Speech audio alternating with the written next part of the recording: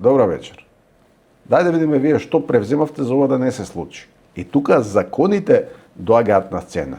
Ние денеска осигуруваме и плаќаме 0,5% да кажеме од бруто заработувачката, плаќаме во фонд кој што у суштина се губи.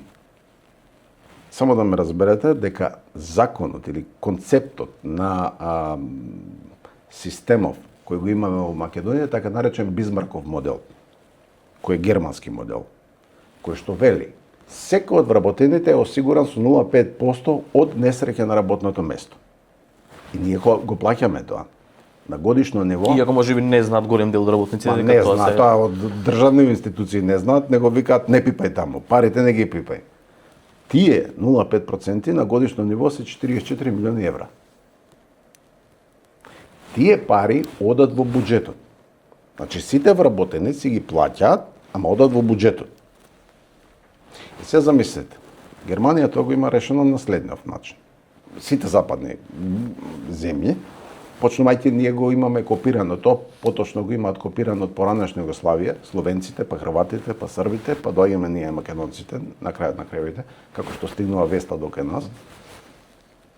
Го управуваат тоа преку така наречениот АУФА систем на осигурување. Тоа е приватно јавно партнерство. Зашто не го ставаат како јавно? Зашто не го ставаат во рамките на државата?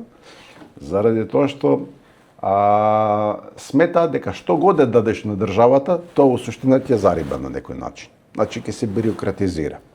Но доколку биде приватно јавно партнерство, акционерско друштво, тоа ќе биде поттикнато од страна на акционерите цело време да оди во инвестициски мод и да се грижи, да се грижи за парите.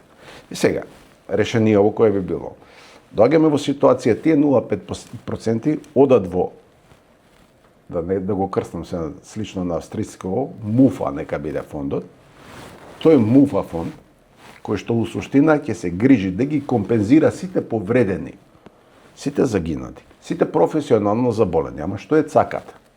Цаката е, бидејќи кој ќе дојдеме во ситуација да некој се повреди, раката ја скрши и треба да, според цензорот, лекарот цензор, тоа треба да го обештети работникот со 10.000 евра.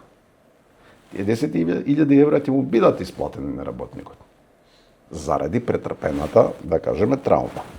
Но агентот на осигурителната компанија ќе оди кај работодавачот и му рече: